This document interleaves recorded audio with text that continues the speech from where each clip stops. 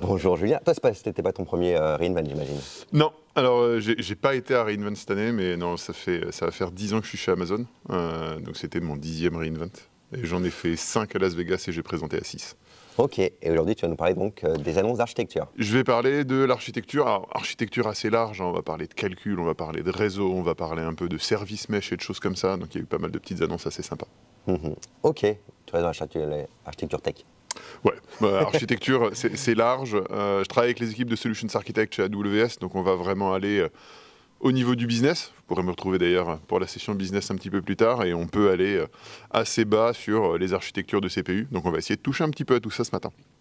Ok, super. Eh ben écoute, On est tu vas parti? nous parler du coup. On va parler de pas mal de petites choses, mais on va commencer par les fondamentaux. Je pense que c'est pas mal de revenir effectivement sur qu'est-ce qu'on propose. Et un des fondamentaux qui est disponible sur AWS depuis 10 ans maintenant, ça fait quand même 10 ans d'investissement, c'est AWS Nitro. Qu'est-ce que c'est que Nitro? Alors on a commencé AWS à plus de 16 ans. Amazon S3 a eu 16 ans l'année dernière, et bientôt avoir ses 17 ans, donc dans un an il passe son bac. Et donc on a travaillé beaucoup à l'échelle, et nos clients ont toujours demandé, c'est assez peu surprenant, d'avoir plus de performance, d'avoir plus de contrôle. Et donc on s'est rendu compte très rapidement que pour pouvoir fournir cette performance et ce contrôle, il fallait pouvoir nous-mêmes contrôler un petit peu l'ensemble de la stack, et on a créé AWS Nitro, qui est notre hyperviseur. Et au lieu d'avoir un hyperviseur qui tourne sur la machine virtuelle qui est utilisée par les clients, on a mis dans une carte à côté, les cartes Nitro, les hyperviseurs. Ce qui permet aux machines virtuelles que vous utilisez d'avoir 100% de la puissance dédiée aux charges de travail que vous voulez faire tourner dessus, et non d'avoir une partie, on va dire souvent c'était un cœur, 2 vCPU qu'on va mettre à disposition de l'hyperviseur. Là vous avez bien 100% de la machine. Donc plus de 10 ans d'investissement sur Nitro, et ça nous a aussi permis de rentrer dans un certain nombre d'autres business, on y reviendra, tels que créer nos propres processeurs, qui est quelque chose que l'on fait chez AWS. Donc comment ça fonctionne? Nitro, assez simplement, il va prendre le réseau, donc toute la partie réseau, quand vous parlez de VPC et de choses comme ça, de la machine, c'est pas. C'est Nitro qui prend tout en charge, qui va gérer la sécurité, qui va gérer le chiffrement, qui va gérer le routage. On va avoir la même chose pour le stockage, que vous utilisiez de stockage local aux machines ou de l'EBS qui va être à distance. Nitro prend tout ça en charge. Et derrière, il va prendre en charge aussi tous les éléments de sécurité.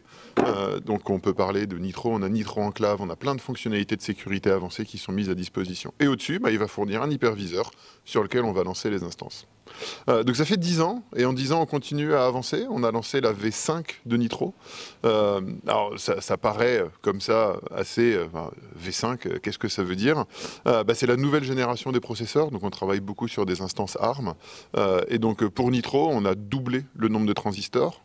Qu'est-ce que ça veut dire? Ça veut dire plus de vitesse au niveau des CPU, et on va le voir, il y aura énormément d'impact au niveau du réseau. On a aussi augmenté la taille de la mémoire, ce qui fait que la machine... Au niveau du réseau, au niveau des différents accès disques, il y a plus de cache, ça permet d'être plus rapide. Et aussi, on fait tout en PCI Express. Donc on a augmenté la bande passante au niveau de la carte PCI Express. Qu'est-ce que ça veut dire? Pour le réseau, et on va le voir au niveau des instances, 60% de plus de paquets par seconde. Super important si vous faites du calcul à large échelle, si vous faites du gaming, si vous faites à peu près tous les cas d'usage qui ont besoin d'accès au réseau. Une latence beaucoup plus faible, donc plus de paquets, une latence plus faible, et en plus... on est plus économique parce qu'on a une meilleure performance par watt de 40%. Qu'est-ce que ça veut dire pour vous? Ça veut dire que maintenant, on propose plus de 600 types d'instances différentes. Alors, je ne vais pas vous faire la liste des 600 types d'instances. C'est parti. Je pense qu'on en aurait pour quelques jours. Mais le principe, c'est vraiment de se dire, vous pouvez faire tourner des serveurs web, ce que beaucoup de monde utilise et pense quand il pense au cloud initialement. Mais vous pouvez le faire sur à peu près tous les systèmes d'exploitation. Vous pouvez faire les types de stockage différents. Vous pouvez faire du calcul à haute performance, à extrêmement haute performance, et vous pouvez choisir. Et c'est vraiment la philosophie de base de Nitro, c'est vous laisser le choix, donc avoir les processeurs que vous voulez. On va y revenir sur du Graviton fourni par AWS, mais aussi des processeurs Intel, des processeurs AMD, qui sont nos partenaires avec lesquels on investit énormément. Vous avez la possibilité d'avoir des machines qui ont plus de 24 Tera de mémoire par machine. Vous avez du stockage, vous avez vraiment tous ces éléments-là. Donc ces 600 types d'instances, on ne les a pas créés juste parce qu'on a envie. C'est pas vraiment quelque chose qu'on aime faire. en side project le soir, on crée des nouveaux types d'instances. Non, c'est vraiment des besoins clients. À chaque fois, on est drivé par les besoins du client. Et vous nous demandez toujours plus, toujours mieux, toujours plus rapide. Donc le but de Nitro, c'est de nous permettre de faire ça très rapidement. Et vous voyez, on continue à en avoir. Dernier petit élément, Nitro nous permet aussi de faire du bare metal. Ce qui nous a permis de lancer des plateformes comme VMC, donc VMware sur AWS, sur lequel VMware en l'occurrence opère l'hyperviseur, mais vous pouvez même venir avec vos propres hyperviseurs. Donc vraiment beaucoup de contrôle pour vous. Je vais faire juste un petit highlight sur quelques instances et types d'instances que l'on a lancées cette année. Donc Graviton 3, on a lancé la dernière génération de Graviton, 25% plus rapide que Graviton 2, 60% de consommation en moins.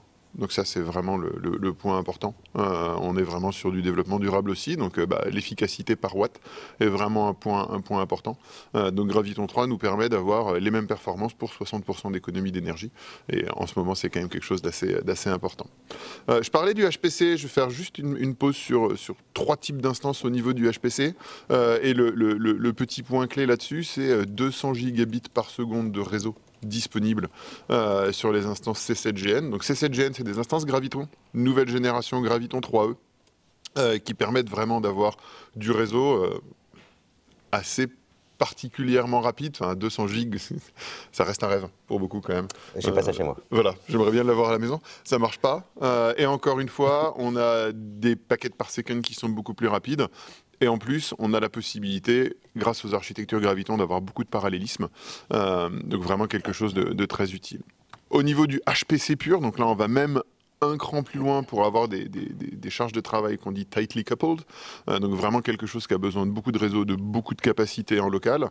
On a lancé les HPC 7G, donc d'ailleurs je parlais des C7GN, là les C7G, on est vraiment sur du HPC, et on va pouvoir avoir beaucoup de réseaux, beaucoup de choses comme ça. Mais je parle de Graviton, mais il ne faut pas oublier non plus nos partenaires, et on travaille beaucoup avec Intel. Intel a mis à disposition les nouvelles instances, donc les HPC 6 ID. Donc je ne veux pas faire d'erreur sur le nom. Je crois qu'on est sur du Solid Lake. Oui, je crois. Beaucoup de noms, beaucoup de petits noms disponibles chez Intel. Non, Ice Lake, voilà. Ice Lake, pas Solid Lake. Et donc on est sur les dernières générations Intel au niveau des processeurs. On va avoir du Turbo Boost, on va avoir vraiment toute la capacité. Donc si vous avez des codes de calcul qui sont optimisés typiquement pour les plateformes Intel, vous avez aussi accès à la dernière génération directement sur le cloud. Je vois que dans tes slides, à chaque fois, tu as un petit indicatif en bas qui dit c'est en GA. Ouais, est-ce que c'est en GA? C'est en preview? Tous les éléments dont j'ai parlé jusqu'à maintenant, c'est en GA. Vous y avez accès. C'est disponible. Alors, pas sur toutes les régions. Ici, on a 2 régions sur lesquelles c'est disponible. On va parler de preview à peu près maintenant. Ah, super. On a aussi travaillé beaucoup avec nos clients. Donc, machine learning, grand domaine. On en parlera tout à l'heure. Nos clients, vous, nous ont demandé aussi de baisser le coût de la partie inférence. Donc quand vous prenez du machine learning, il y a vraiment 2 grands moments. Il y a le moment du training, donc quand vous allez entraîner vos algorithmes de machine learning, vos modèles, les préparer et s'assurer qu'ils ont les bonnes réponses. Et une fois que le modèle il est préparé, il faut être capable de répondre aux questions de vos clients. Et ça, c'est ce qu'on appelle l'inférence. Et donc on a créé une plateforme, encore une fois, sur base ARM, sur les infrastructures CPU que l'on est capable de gérer et de générer nous-mêmes. Inferentia 2 en fait permet d'avoir par rapport à Inferentia 1 3 fois plus de performance, une mémoire accélérée, plus de mémoire, et donc ce qui permet, voilà, là en l'occurrence on est à 10 fois moins de latence sur les inférences. Donc si vous avez du machine learning dans vos applications, faites un petit test avec Inferentia 2, ça vous permettra d'aller vite. Celui-là il est en preview, donc il va arriver assez rapidement. Pour finir sur le compute, je vous ai parlé de pas mal de types de compute. On ne vous laisse pas tout seul. Le but, c'est de vous accompagner. On a aussi mis à disposition un AWS Compute Optimizer qui vous permet, à partir de métriques sur vos machines, de détecter quel sera le meilleur type d'instance à exécuter. Le but, c'est vraiment de vous accompagner là-dessus. Et on a mis en place, on a lancé à Rainone, donc ça pareil c'est GA, la possibilité d'utiliser des métriques externes. Donc si vous utilisez du Datadog, du Dynatrace, Instana, New Relic ou plusieurs, vous avez la possibilité de prendre les métriques au niveau du CPU, de la mémoire, du réseau et tous ces éléments-là, et du coup d'avoir une recommandation sur le type d'instance à utiliser. Donc vraiment utile, et donc le but, voilà, c'est vraiment pas de vous proposer 200 options en disant bon débrouillez-vous, bonne chance, mais bien de vous accompagner, et le Compute Optimizer est vraiment une solution qui est là pour vous accompagner. Maintenant, on va parler de mon service préféré de reInvent. Alors, chacun a un peu son petit service préféré. Celui-là, il est même sorti en pré-invent. Donc, une semaine avant reInvent, il a été mis à disposition. Et c'est un service qui, à mon sens, est bien trop peu connu. Je t'ai vu comment tu étais excité tout à l'heure quand Et on pourtant, parlait. je l'adore. Celui-là, je l'adore parce que c'est vraiment une réponse de le réseau dans le cloud devient un réseau ultra intelligent. Donc on va commencer par un problème. Le problème, et je pense que tu le vois régulièrement quand tu parles avec les clients, on a des administrateurs cloud, des DevOps, des SecOps, des Network Engineers. Leur travail, c'est ils veulent laisser les développeurs développer. Leur boulot, c'est pas de dire non, ils aiment bien dire oui, mais sur les plateformes comme AWS, ils veulent pouvoir laisser les développeurs développer, mais ils veulent quand même garder un minimum de contrôle et ils veulent pas qu'il y ait du VPC peering dans tous les sens, des security groups ouverts partout, parce que d'un point de vue sécurité, ce serait quand même un risque. Les développeurs de l'autre côté, eux, ce qu'ils veulent, c'est pouvoir développer et ils veulent pas connaître le réseau. Je le comprends, je suis d'un background plutôt développeur. Le réseau, au début, c'est un petit peu rugueux de premier abord. Et par contre, ils ont besoin d'avoir de la télémétrie. Qu'est-ce qui se passe sur mon application? Quels sont les temps de réponse? Et ça, c'est pas toujours ultra facile dans un environnement distribué, surtout quand vous avez des grandes entreprises avec plein d'équipes.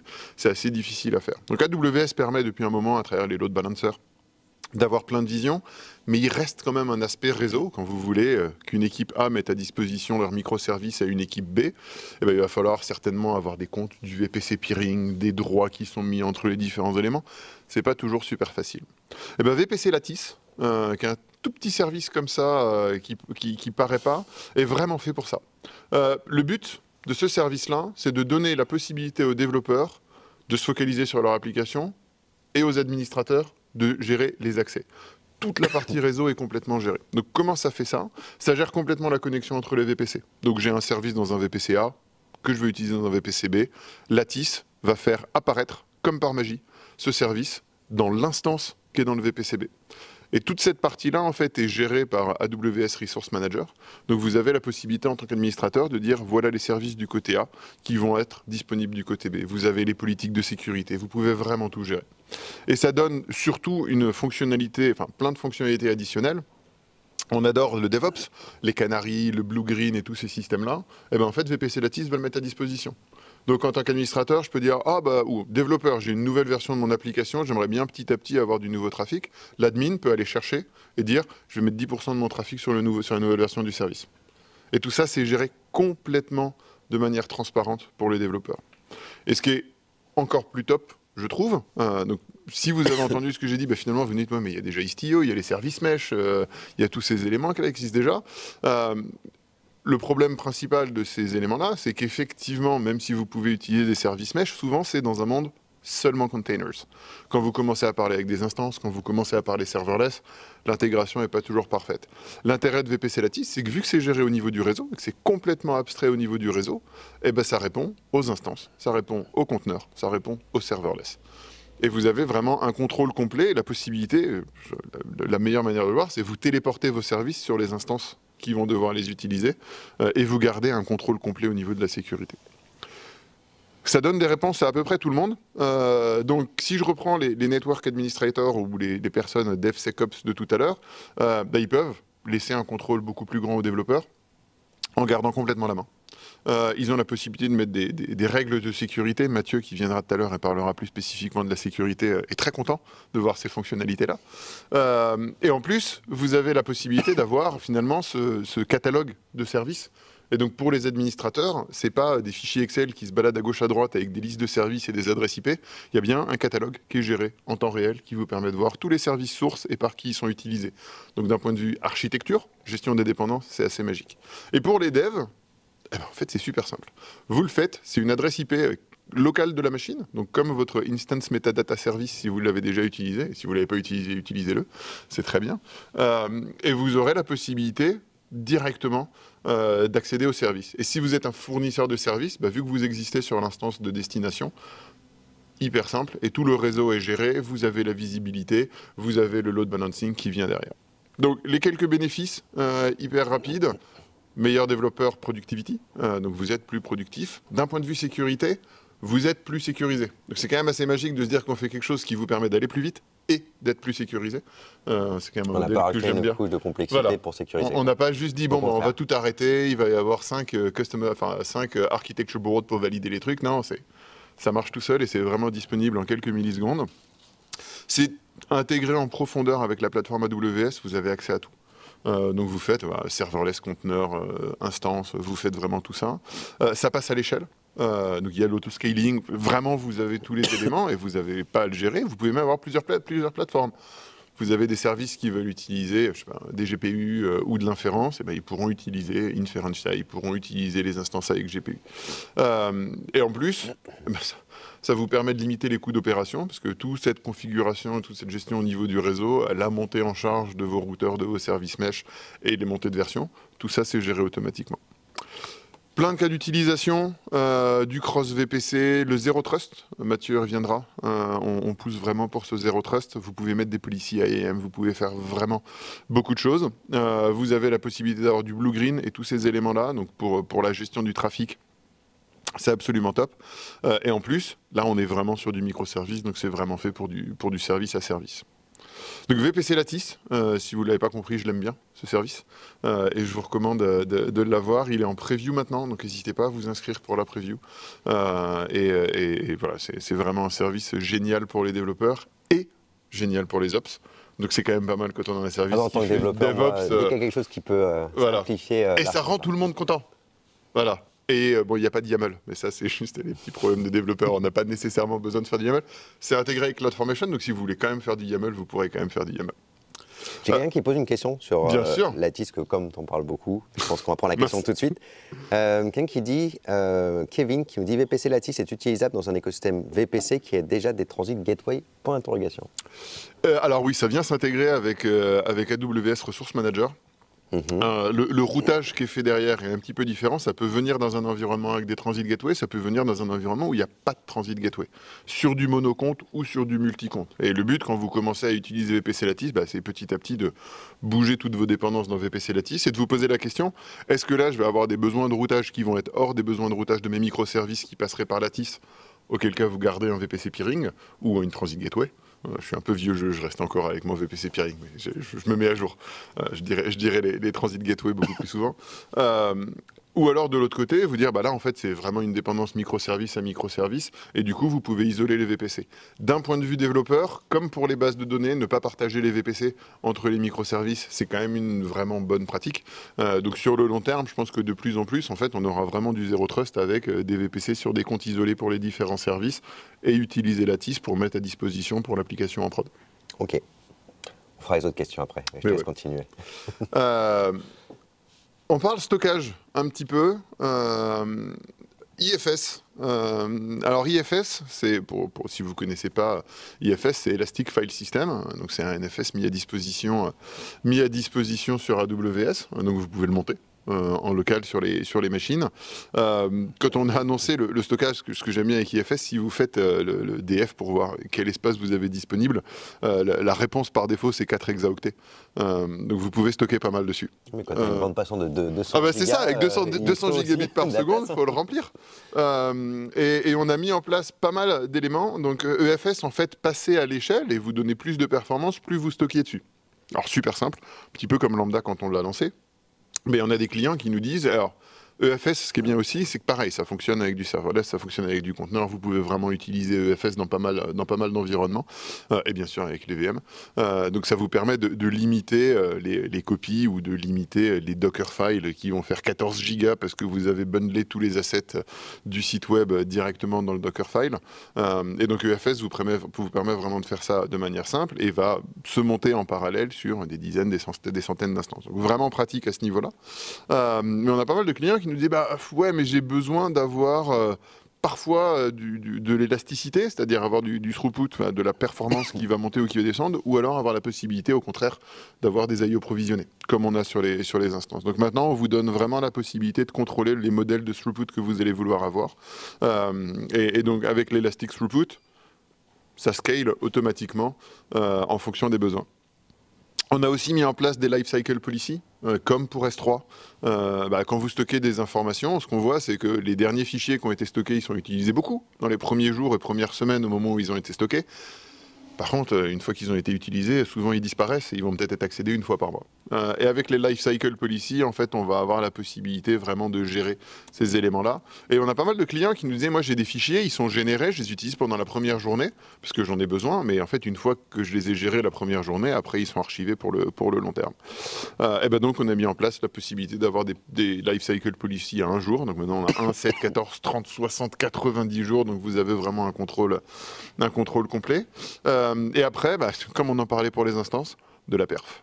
Si on peut faire mieux, on va faire mieux. Donc les dernières mises à jour sur IFS, c'est moins de délai, donc moins de latence, la possibilité d'aller plus rapidement.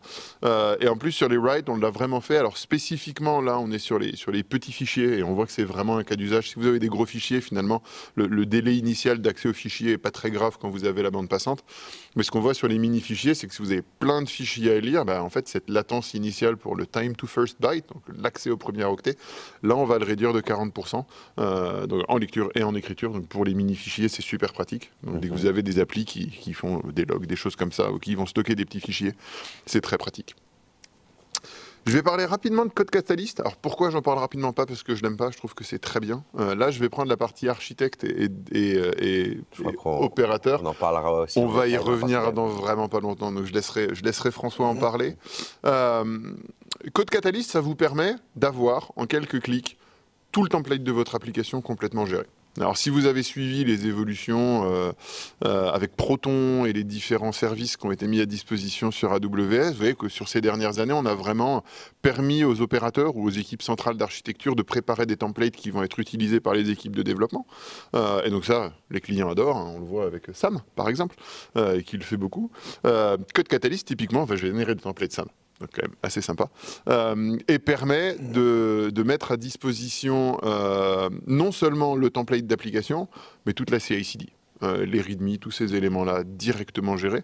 Donc permet à un développeur d'application, en quelques secondes, d'être prêt et d'avoir tout un template complet pour générer son application, et derrière de venir ajouter des services, de venir gérer les dépendances. On y verra en plus ça s'intégrer avec d'autres services comme Application Composer et plein d'autres choses. Donc on a vraiment des choses bien, et ça va jusqu'à l'IDE. Donc là, le but, c'est vraiment d'avoir du bout en bout. Et vous pouvez le voir sur le slide. Oui, on fait du VS Code. Au niveau de l'IDE, on fait plein d'IDE différents. Mais je laisserai François en parler. Ce qui est bien, c'est que ça permet vraiment aux équipes Ops et Archi et Dev de parler. Parce que du coup, Ops et Archi vont préparer les templates, vont les mettre à disposition. Et du coup, les devs, quand ils doivent développer une nouvelle application, héritent directement du template et peuvent utiliser les bonnes pratiques. Il y a des fois, ça ne marche pas. Alors faut le dire, hein, on a un service qui s'appelle Elastic Disaster Recovery, qui est vraiment là pour vous aider si vous avez des architectures on-prem ou multi-région. Et là, en l'occurrence, on a vraiment travaillé sur le multi-région, de vous donner la possibilité d'avoir de la reprise directe. Donc le but, c'est de réduire ce qu'on appelle le Recovery Point Objective et le Recovery Time Objective, donc RTO, le temps que votre application va devenir indisponible. Là, avec Elastic Disaster Recovery, on va avoir du streaming quasiment des données. Donc le but, c'est que si jamais ça tombe en panne, on n'a plus qu'à démarrer les instances sur AWS, ce qui prend quelques secondes à quelques minutes le temps de relancer une infrastructure. Et avec ce streaming, de la même manière, on va réduire le Recovery Point Objective, c'est-à-dire le temps de données qui potentiellement n'auront pas eu le temps d'être synchronisées. Et vu qu'on est sur du streaming, on va avoir quasiment aucune perte. Et là, on a vraiment travaillé sur le failback automatique. Donc, Elastic Disaster Recovery va typiquement, s'il y a une région sur laquelle votre application devient indisponible, passer sur une deuxième région. Et en fait, là, on a mis en place la possibilité de revenir sur la région initiale. Donc, ça permet vraiment d'être très agile. On a plein de fonctionnalités sur backup aussi. On a du preview, du GA. Comme pour Elastic Disaster Recovery, pensez à faire des sauvegardes, pensez à tester vos sauvegardes. Si vous ne les testez pas, pensez-y. Et AWS Backup est vraiment là pour vous aider à opérer et à simplifier toute la gestion de vos backups sur l'ensemble des services AWS. Et même un petit peu plus, parce que du coup, on va faire les workloads VMware, par exemple. Donc, on va vraiment avoir la possibilité d'avancer dessus. Rapidement, 2 derniers petits points. Avant que je ne dépasse et que mes collègues ne m'en veuillent. Amazon S3, on fait du multi-région et on a donné la possibilité pour vos applications de choisir la région la plus proche si jamais il y avait une indisponibilité. Et donc le but, c'est vraiment d'avoir ce S3 qui va passer à l'échelle sur l'ensemble des régions. Et donc le multi-region access point en fait, va donner la possibilité de répliquer les buckets entre les différentes régions, et si vous avez des utilisateurs aux États-Unis ou des utilisateurs en Europe qui vont venir, ils vont aller parler au bucket qui est le plus proche de chez eux. Donc, le but, c'est réduire la latence, mais si jamais il y avait une indisponibilité, configuration ou autre, vous avez la possibilité maintenant, par le backbone AWS, d'accéder à une autre région qui resterait disponible. Donc le but, encore une fois, de la résilience à l'état pur. Et pour finir, on voulait vous donner le contrôle aussi à ce niveau-là. On a travaillé à la fois sur ELB et Route 53 et on a mis un système qui s'appelle Zonal Shift. Donc si vous avez une application typiquement qui va avoir des instances déployées sur plusieurs zones de disponibilité, vous pouvez soit avoir les différentes instances qui se parlent les unes les autres entre les zones de disponibilité, mais parfois ça fait payer du réseau entre les zones de disponibilité. Et donc là, on va donner la possibilité aux instances de parler à d'autres services, typiquement des microservices, dans leur même zone de disponibilité. Donc on permet de réduire le coût en termes de réseau. Par contre, c'est une zone de disponibilité, c'est un groupe d'instances, ça peut tomber en panne. Qu'est-ce qu'on fait si ça tombe en panne? Eh ben, le but de Zonal Shift, c'est d'avoir une gestion au niveau des load balancers, de se dire, cette zone de disponibilité commence à avoir plusieurs instances qui ne sont pas bonnes, je vais enlever le trafic de la zone de disponibilité et passer dans une autre. Donc là, sur vos applications, vous gardez à la fois le fait d'avoir très faible latence et d'avoir moins de coûts parce que vous restez sur votre zone de disponibilité, tout en ayant la possibilité de garder de la résilience, parce que si jamais il y a une zone de disponibilité qui a un problème, ça va passer automatiquement sur une autre zone de disponibilité. Et vous avez le contrôle complet, et tout ça, c'est directement dans les fonctions de load balancer d'AWS. Donc voilà, encore une fois, le réseau devient de plus en plus intelligent et va prendre en charge des fonctions de résilience. Super. Eh ben, écoute, pas mal de choses. Et j'aime bien, c'est en fait, tu as parlé d'archi, mais il y a déjà plein de sujets dev. Ouais, donc, ça va être une belle transition. Mais on a quand même des questions. Je suis un dev, mais c'est pour ça. Pas comme ça, c'est vachement bien. J'ai toujours une vision d'archi à travers le dev. Il y a quelques questions, donc on va essayer de répondre rapidement. Ouais, promis. Première question de Christophe qui demande si les processeurs Graviton 3 seront disponibles sur la famille d'instances R. Grande question, je n'ai pas la réponse là maintenant. Sur la disponibilité future sur les instances de famille, je ne sais pas, mais je pourrais chercher. Ok. Et alors, il y a une autre question sur Lattice. Ouais. Comme c'est ton petit dada. C'est mon dada. Quelqu'un qui me demande si c'est accessible à partir du CDK. Alors, pas encore, parce qu'il faut le temps de l'intégrer. Il faut le temps que ça vienne dans CloudFormation et que derrière on fasse les constructs CDK. Alors d'une, CDK c'est 100% open source, donc dès que ce sera disponible, n'hésitez pas à contribuer. Hein. Vous avez vraiment la possibilité de contribuer, donc si vous avez envie, n'hésitez pas. C'est assez simple et c'est assez rigolo. J'ai publié certains constructs sur CDK et donc les équipes qui gèrent la partie open source de CDK sont top. Mais dès que ce sera disponible sur CloudFormation, dans les jours qui viennent, ce sera sur CDK. Et une petite question sur S3, sur les backups.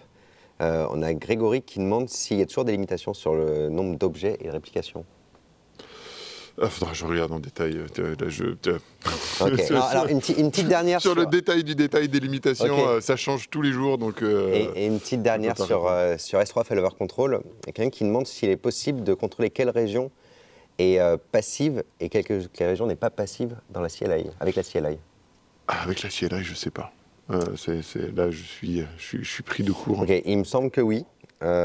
Normalement, oui. Je ne vois pas pourquoi dans les API, ça l'est. Donc, je pense que la CLI, normalement, vu qu'elle est sur Boto, elle devrait avoir à peu près tout. Ouais.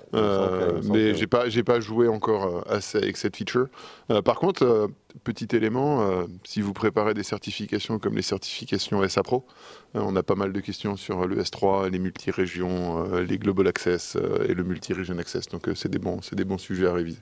Ok, super. Bah, écoute, merci Julien. Merci Olivier, merci à tous. Et je vais laisser la place à mes éminents collègues. On revient dans quelques minutes, le temps que François s'installe. N'hésitez pas à poser vos questions dans le chat. Il y a beaucoup de questions, j'essaye de les prioriser. Mais n'hésitez pas à les poser pendant qu'on a les speakers qui sont là. Et puis je les pose soit au fur et à mesure, soit à la fin. Merci Julien. Merci.